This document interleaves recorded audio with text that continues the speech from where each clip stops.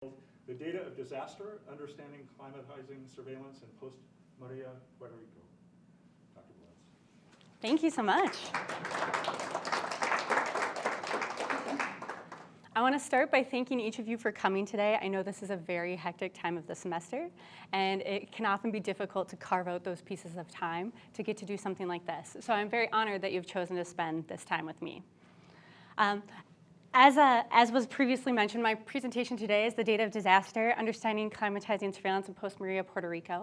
But before we get started, I do want to take a quick moment to acknowledge that MSU lies on the territory of the Three Fires Confederacy, and that is the Potawatomi, the Ojibwe, and the Ottawa, and that they have a historical and ongoing relationship with this space that influences the ways in which we interact and engage.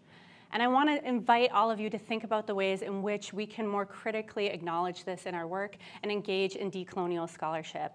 I'm going to be talking about this a little bit today in my talk, and I want to say that I find decolonial work not only important for me in terms of an ethical code that I seek to live by, but also as a climate scholar.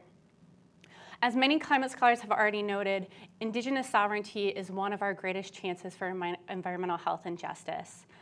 Due to their claims on land, historical lands, they put up the strongest fight against fossil fuel extraction and continued resource exploitation across the world.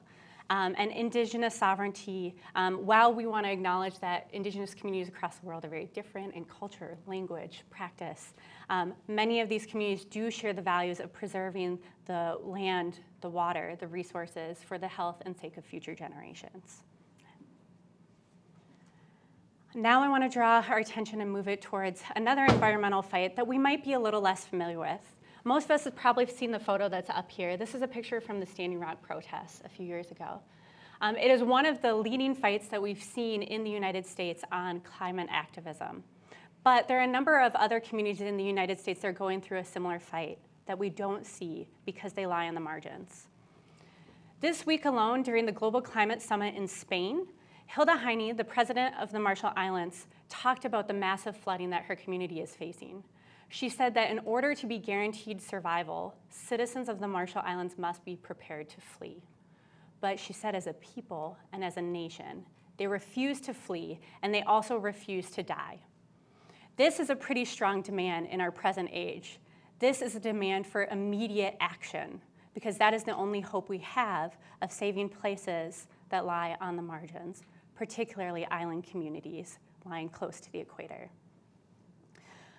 Puerto Rico, due to its unique geography, sits at the very forefront of this crisis along with the Marshall Islands. Not only is it close to the hot climate zone near the equator, it is also an island and has been seeing rapidly rising sea levels over the past few years.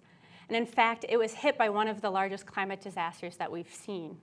Hurricane Maria occurred in September 20th of 2017 and was devastating for the entirety of Puerto Rico's multiple islands. I'm going to give you a quick overview here in case you're not as familiar. Hurricane Maria was a Category 4 hurricane. It entered in the far southeast corner of the island, so over here, and it crossed directly through the center, which is very rare, exiting the northwest corner. Because the hit of the storm was so direct, it had dramatic and long-lasting impacts on all communities across Puerto Rico, as well as the other islands that are currently resided in, Vieques and Culebra.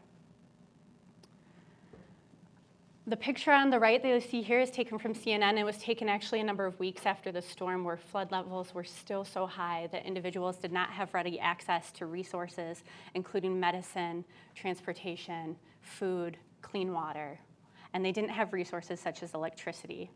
In fact, things were so bad that many communities did not recover electrical power for almost a year until after the storm. But what I want to emphasize here is it's not the severity of the hurricane that caused this damage, but in fact, it was the response both from the US federal government and the Puerto Rican government that failed to adequately respond to the crisis and the people's needs. In response, I've been working with a group of collaborators, most of whom work at the University of Puerto Rico in Rio Piedras and in Mayaguez, as well as some of the leaders of community organizations across Puerto Rico, such as the Colectiva Feminista en Construcción, Pares, and a number of other powerful community organizations.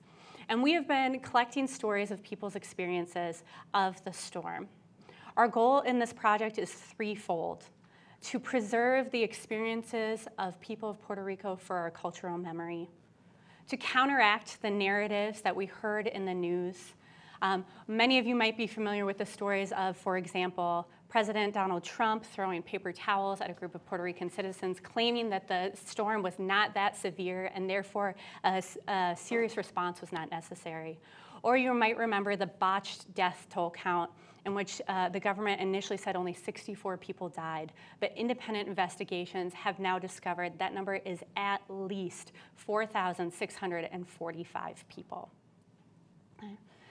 The third reason is many of the community groups on the ground were the only people who were ready to act in the moment of need. And these community organizations developed very quick and very compelling responses to natural disaster that we see as a valuable memento, not only for future storms in Puerto Rico, but as guides for all of us to learn from as the effects of climate change become exacerbated in the years ahead. So what I'm going to show you here is a short preview video, so just a couple clips of some of the stories we have collected thus far.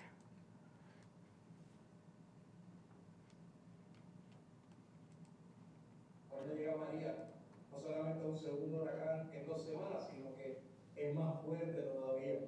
Así que la experiencia fue terrible porque el huracán devastó nuestra isla, nuestras comunidades, y eso ha tenido consecuencias que son pues, muy nefastas.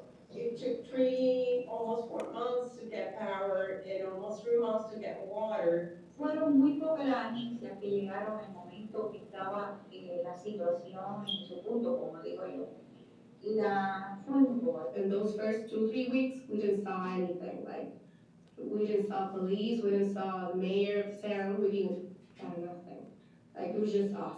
It was hard, but Maria was a learning course for everybody. La mayor parte de lo que ayuda que recibimos fue de la comunidad, de ciudadanos, de organizaciones, de iglesias, nos apoyaron mucho.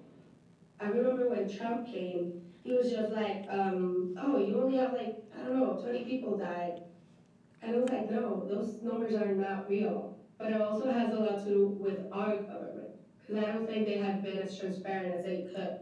Because I think if you would just display the real number of deaths and the real number of damage that was in the island, maybe you would get the help. Tan reciente como hace 2 semanas aproximadamente, un vecino de mi barrio intentó suicidarse desde lo alto de una torre de energía eléctrica. Él representó y simbolizó cómo nos sentimos y hasta dónde llega nuestra desesperación luego de 8 meses de estar sin luz todavía, sin servicio de agua.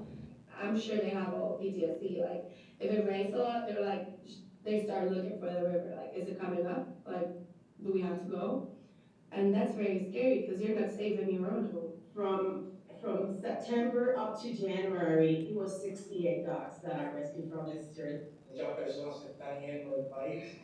El sistema educativo aprovechó el proceso del huracán para cerrar escuelas. Para mí es bien triste que cada vez que bajo los fines de semana a mi hogar, ver un negocio cerrado, ver un mini mall que tenemos en Yabucoa que solo tiene abierto actualmente una tienda. Our infrastructures cannot afford another hurricane. Muchas personas perdieron sus techos y el que llegaran los toldos que se prestan para eso, que usualmente lo presta FEMA, pues ha tardado muchísimo. Everybody hate Maria.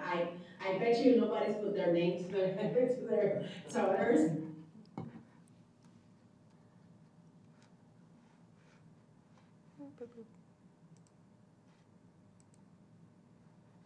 So that gives you just a little bit of idea of the kinds of experiences that I've been hearing and my team has been collecting over the past 2 years. Some of the important things I want to point out from these videos are the ways in which communities have been devastated and been reliant on local organizations for most of their aid.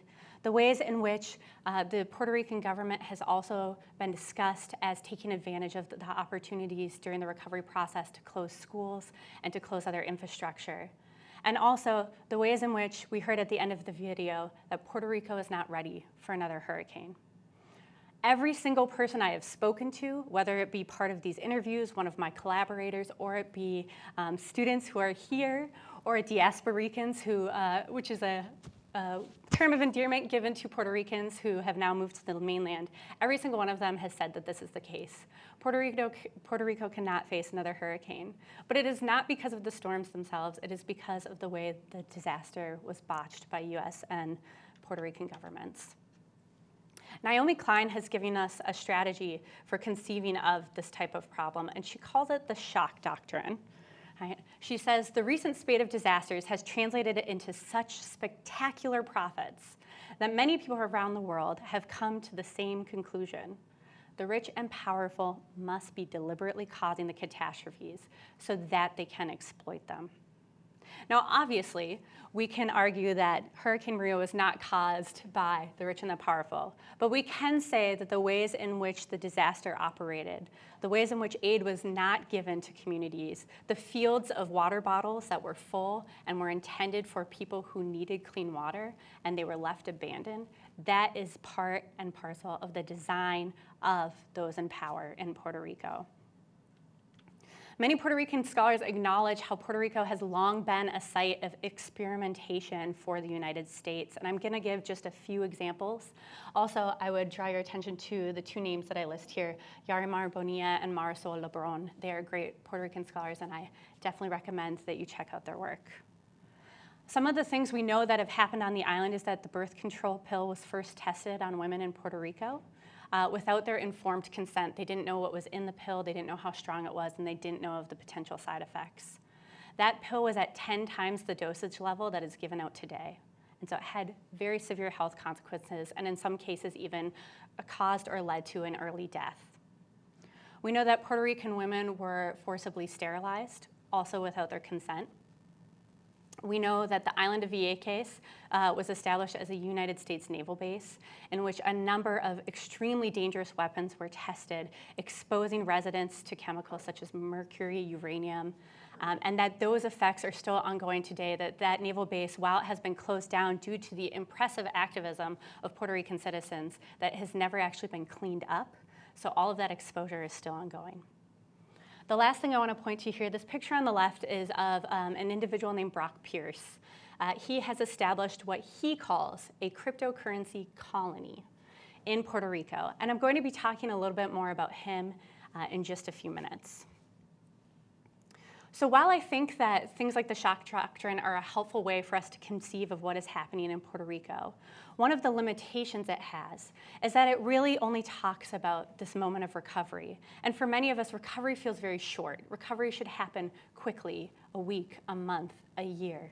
And we know that with the ways that the crisis has been exacerbated in Puerto Rico, that this crisis is ongoing, and we don't see an end in sight. So I offer up a framework of surveillance as a way to help us understand the infrastructure that underlies these kinds of behaviors and decisions by those in power, and as a way for us to talk about and express the undue observation experienced by people on the islands. So I want to point out a few trends in surveillance studies that help me make this connection. Some of the texts you see up here are fairly recent publications, and I think some of the powerhouse publications we've seen come out in the last few years. The first is Algorithms of Oppression by Sophia Noble, which examines Google's search algorithm and the way in which it is biased against Black women and girls. The second is Race After Technology by Ruha Benjamin, which has a similar approach but examines a larger number of algorithms to look at the ways in which race and ethnicity are coded into them and the implicit or explicit bias that this creates in the results. The last is Automating Inequality by Virginia Eubanks, which determines the ways in which social services are now determined by an algorithm rather than by one-on-one meetings with people. And these algorithms are reducing the amount of social services being provided to people within the United States to a severe and harmful degree.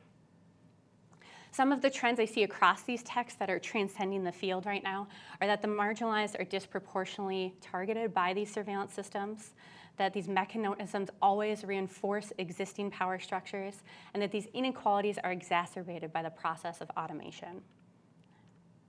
The most important text in my own work, however, has been Simone Brown's Dark Matters on the Surveillance of Blackness. And that is because in this text, she conceives of a term called racializing surveillance, which she defines as a technology of social control where surveillance practices, policies, and performances concern the production of norms pertaining to race and exercise a power to define what is in or out of place. And this certainly is something we have seen take place in our own communities. We've seen the unjust policing of Black and brown bodies. As I mentioned earlier, we know in this particular space that we are meeting on the ground of Indigenous peoples. And so racializing surveillance is a way of discussing the ways in which certain bodies are deemed to be belonging in a space and other bodies are not.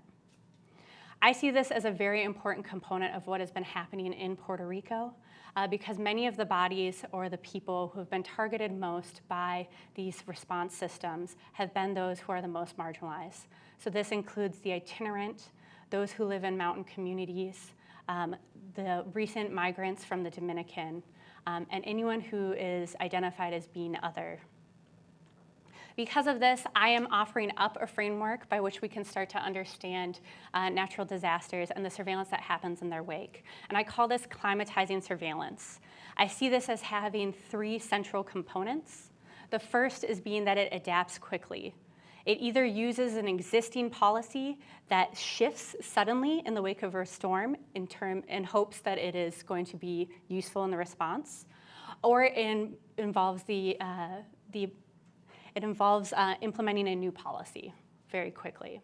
The second is that it includes a shock factor, so much like Naomi Klein has mentioned, that something happens outside of the norms of what is socially or culturally deemed appropriate, but at that moment it is justified because it is, quote, necessary for safety, security, for recovery.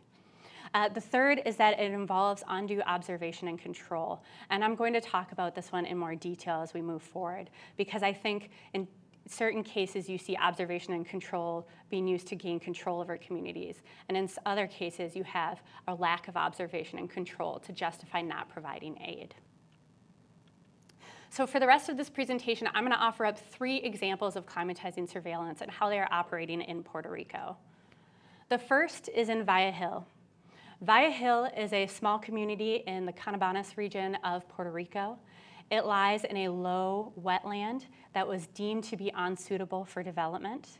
But in the late 80s and early 90s, the mayor of this municipality decided he would sell off these plots of land for dollars in exchange for votes.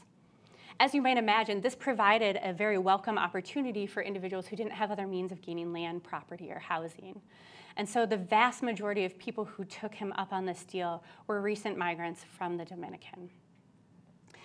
Some of the documentation surrounding these exchanges suggests that plots of land were sold for as little as $5 per plot of land. Because Vallejo, however, was never deemed to be suitable for development, it lies in this low marshland, and it lies next to Puerto Rico's longest river. It experienced some of the most severe effects in the wake of Hurricane Maria and some of the most drastic flooding. Now, it was very popular for news crews from the mainland United States to go in and document this information. The New York Times, CNN, and NPR were all present in Vallejo. And as a quick side note, many of them did not ask for consent when they were filming people or their homes in this particular moment. However, when the individuals living here applied to FEMA for aid, FEMA said they did not qualify.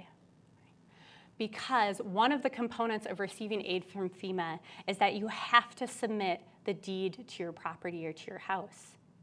Now, interestingly enough, residents of Vallejo had these deeds, and they believed them to be fully legitimate. But when FEMA understood the process by which they had received these deeds in exchange for votes, they said, "I'm sorry, we can't help you." Other individuals in this community lost the deeds to their property in the storm. They were asked to prove that they had either a physical or digital copy, and in many cases on the islands, this is just not very feasible. The picture you can see here on the right is actually a picture I took in Via Hill about 9 months after the storm in May of 2018. You can see that nearly every roof is still covered with a tarp, and you can see that many of the properties are abandoned because individuals were not able to rebuild without this aid, and so they had to go and move with families or relatives or friends who were able to provide them with help. So I term this particular moment as climatizing surveillance for a few big reasons. One, it adapted quickly. So FEMA said you have to provide your deeds to your property, and these individuals did. But FEMA suddenly determined that some deeds were less legitimate than others. Two, it involves a shock factor. We know, and even our media outlets know, that this was one of the most heavily impacted areas in Puerto Rico, and yet they allowed these community organizations, these federal organizations, to do little to nothing to help. And the third one is that it involved an undue process of documentation and observation. These people and their experiences were exposed without their consent to popular media, without a choice for them to opt out, and yet they still were not granted any aid. The second example of climatizing surveillance I want to talk about are for those people who did receive aid from FEMA. Many of these folks were less marginalized than those you would see in Via Hill. FEMA was particularly interesting in its data collection processes because they would go back to communities and they would say, I see you've applied for aid. Please give us this piece of data. Oh, we're still processing your application. Please give us this additional piece of data. And so over a period of time, they accumulated quite a bit of personal information from many individuals across the islands. And one of the most concerning factors is that in a report released by the Office of the Inspector General in December of 2018, a year ago, it was discovered that FEMA did not adequately safeguard this data. And so all of their database information was released to all of the third-party contractors that they worked with during the recovery process. And because of that, they cannot guarantee that this data has not been passed along to additional good or bad actors. No one knows exactly what the third-party organizations did with this information. Some of the personal data that was included includes street address, city name, and zip code. And for those of you who are in the surveillance world, you might know that location data is the single most telling piece of data about you. If you know where someone is at one time in a given week, it's very likely they're in that same place the next week at the same time. So that can be very harmful data to have released. Some of the other concerning data that was included includes financial institution name, electronic funds transfer number, and bank transit number.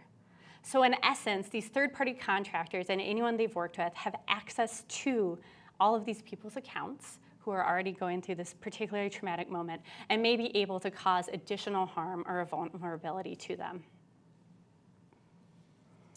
So I want to talk about this again as a moment of climatizing surveillance. It adapted quickly. Residents of Puerto Rico were told that they had to provide this information, they had to do it instantly, and they had to keep providing information in order to be qualified for aid. It included a shock factor. We would expect organizations like FEMA to undertake the ethical responsibility to protect people's sensitive and personally identifiable information. And third, it involved an undue process of observation where we can see that they've collected likely far more data than they need to even do the work that they are trying to do. And this has led to people's increased vulnerability. One last note on this particular topic, I will say as of today's date, FEMA has not addressed the security issues within its systems, even though it has promised to do so. The third example of climatizing surveillance I'm going to talk about is what I referenced earlier, the cryptocurrency organization that has taken up residence in large parts of Puerto Rico. It is headed by a man named Brock Pierce, who you may have heard of. He was a childhood actor who gained his fame in the Mighty Ducks movies. And then as a person in his early 20s, became very prominent in the startup world in Silicon Valley.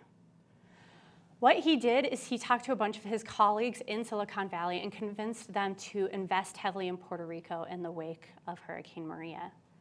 They were able to do so because in the Federal Job Cuts and Taxes Act of 2017, which was passed just a month after the hurricane, 98% of Puerto Rico was designated as an opportunity zone. An opportunity zone is a space in which outside investors are encouraged to invest in a specific community and its infrastructure tax-free. Because these communities are often very vulnerable, it is expected that this investor will pay for some elements of infrastructure, such as fixing roads, water, plumbing. But it also is a process in which some of these elements then become pseudo-privatized, right? And their access to local residents and communities becomes tricky. By comparison, in the mainland United States, we have very few communities that have been designated as opportunity zones, Detroit being actually one of the highest rates in the country at 6%.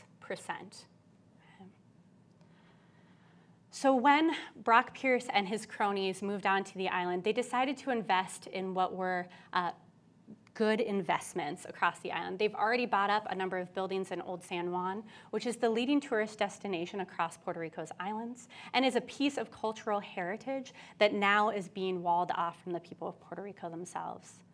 They've also invested heavily in a city on the western side of the island called Rincon, which is jokingly talked about as a white person's surfing haven. So if you need to go to Puerto Rico and speak English only, that's the town for you. The problem with these kinds of processes is that federal law created an opportunity in which outside investors could come and buy up not only the land and space that belongs to the people of Puerto Rico, but also their cultural heritage. Their plans for development are not ceasing. In fact, they're already in talks to open a private airport on the island, which you will only be able to access if you are part of this cryptocurrency ecology. And to give a little quick overview, in case you're not familiar with cryptocurrency, cryptocurrency is like an alternate banking platform in which your money exists in a digital ecosystem. And in theory, if you have an account, there's a public ledger in which everyone should be able to see the kinds of purchases you're making.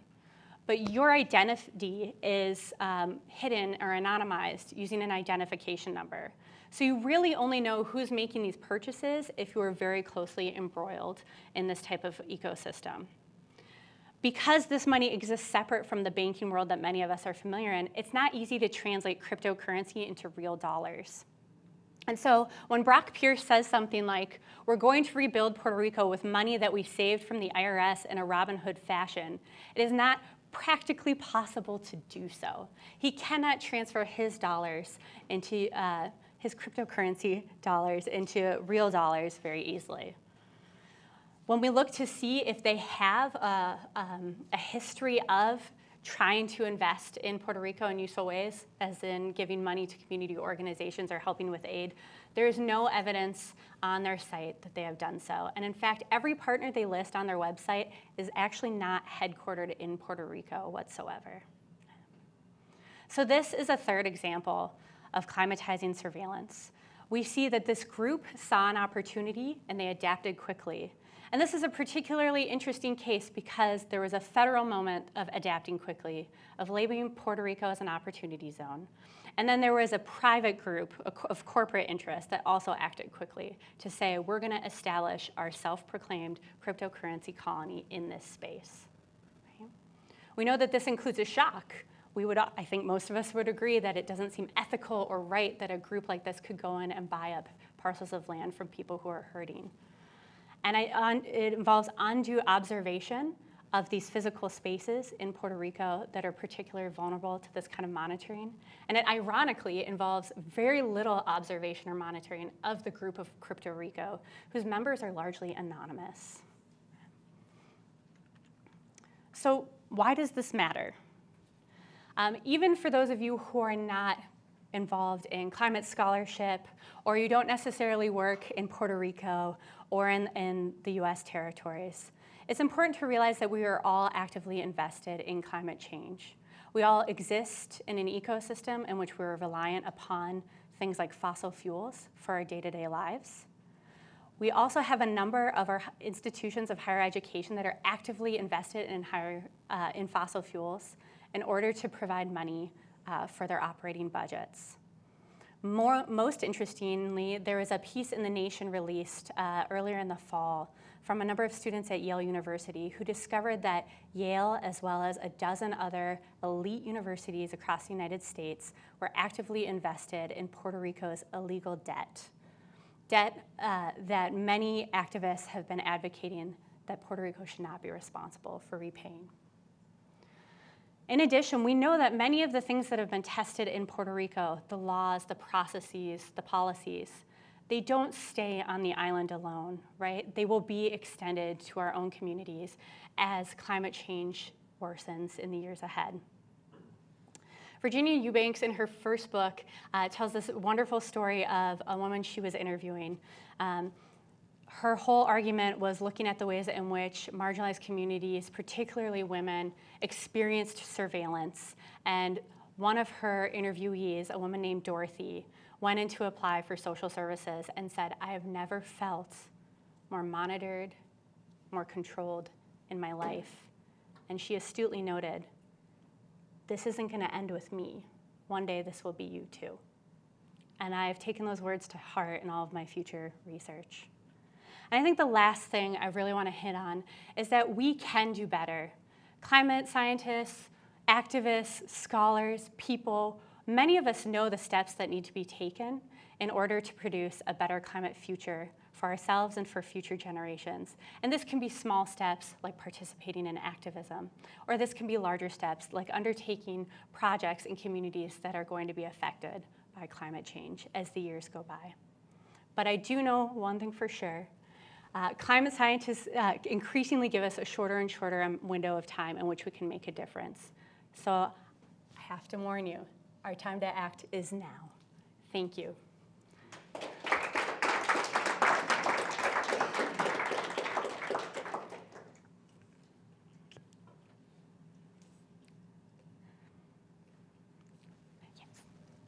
Thanks, this is a very good presentation. I'm Mark Auslander. Mark, could you use the... Oh, sure thing. Thank you. Great. Hi, I'm Mark Auslander. I direct the museum across the street. Oh, it's nice to meet you. We're extremely excited and eager for you to come over and take a look at Science on a Sphere, which a number of people in this room have been exploring, and obviously, well, it has many affordances that are highly relevant. I wanted to ask you a little bit about, theoretically, how you've been thinking about, in terms of racializing and climatized surveillance systems, the willful production of ignorance as well as claims to sort of enormous facticity on the part of specters of power. I'll give you just one ethnographic example. My previous museum, we were heavily working with a Mexicano community in central Washington state,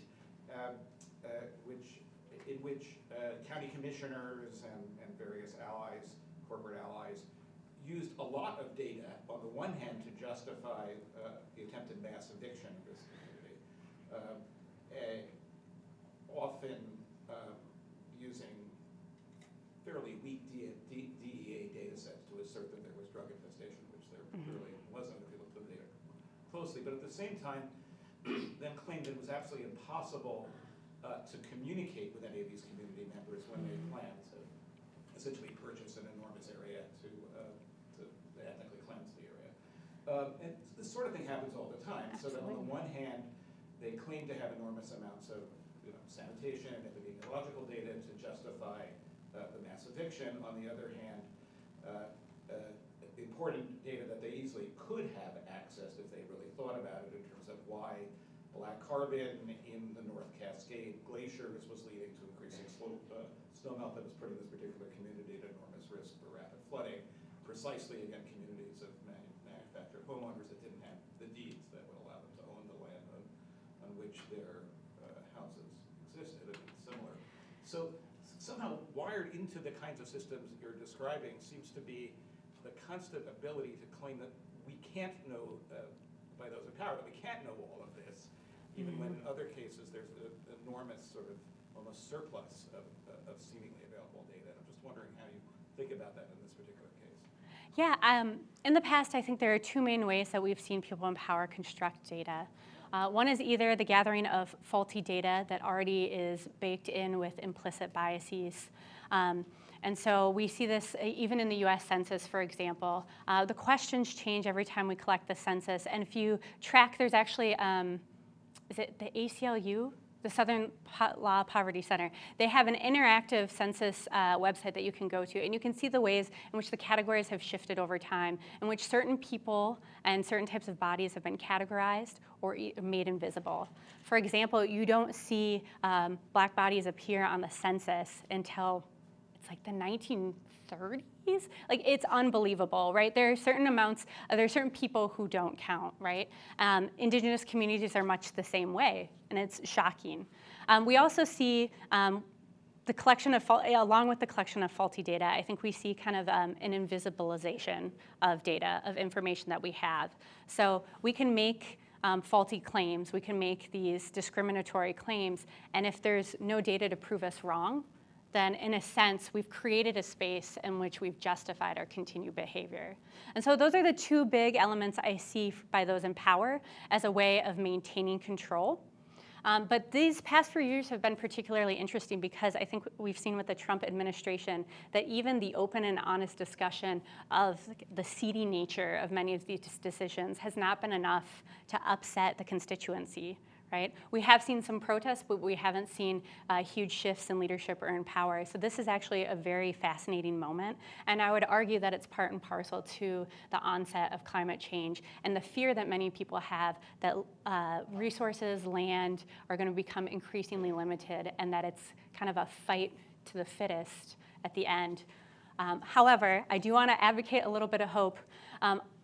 Pretty much every climate scientist out there has acknowledged that that is the absolute wrong approach, and that if we work together as communities, if we develop communal infrastructure, including communal solar, wind power, alternate energy, communal gardens, if we stop buying and shipping things overnight using Amazon Prime, that we can make significant changes to the impending climate crisis in ways that are powerful and will actually make us more deeply embedded in our communities and help us develop more fulfilling relationships.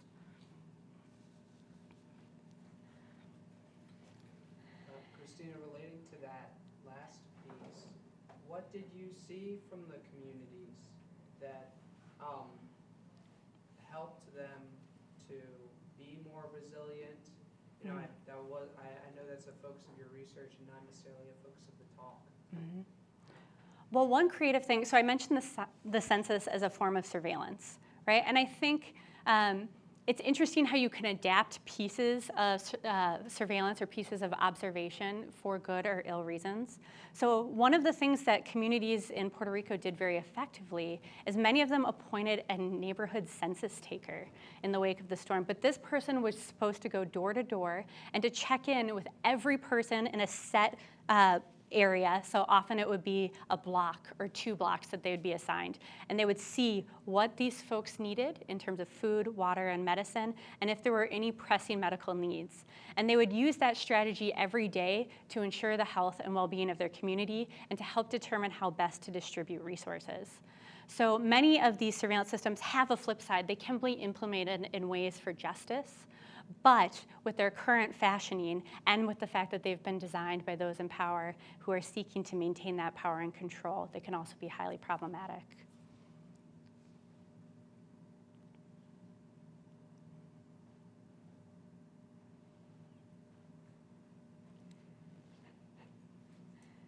You took good notes, Terrence.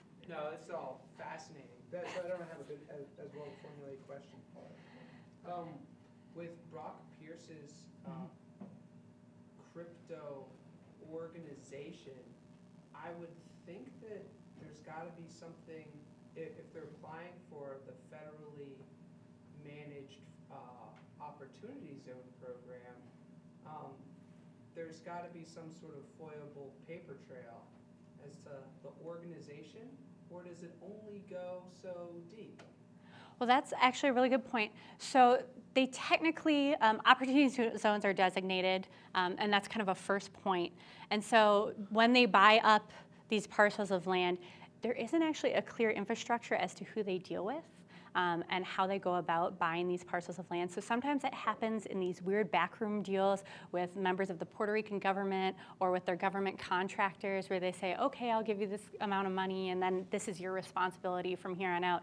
So it's actually been this really muddy piece of the puzzle in which at times we can trace specific people's names and the purchases they've bought. And that's most clearly in the examples I gave in these buildings in Old San Juan or in the city of Rincon on the west side of the island. But in many cases, they have proxies stand in for them, they have trusts stand in for them.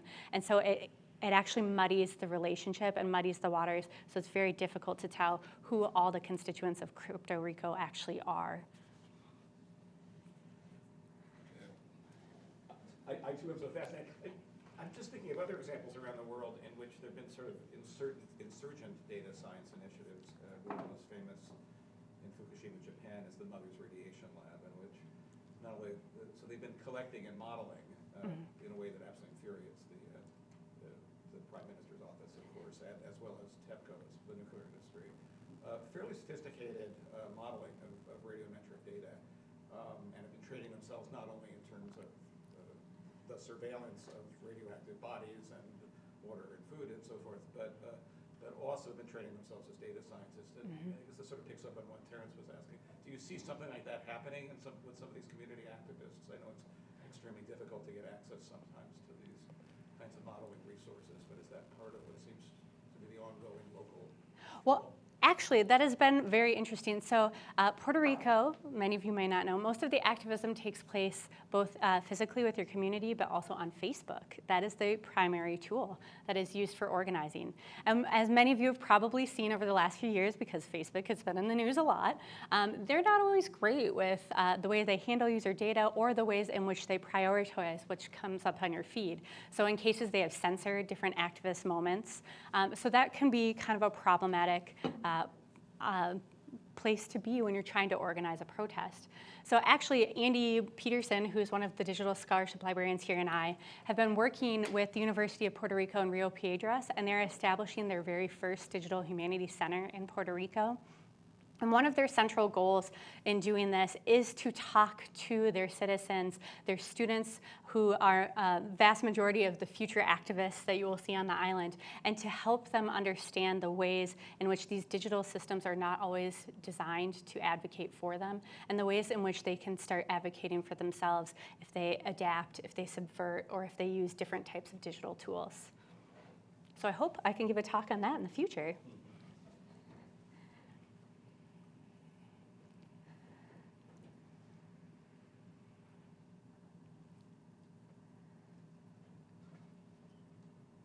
I know Michael usually does the emceeing at the end of these, but I want to thank you all so much for being here today. I am happy to stick around and chat with anyone who is interested, and it's been an honor to share this time with you, so thank you very much.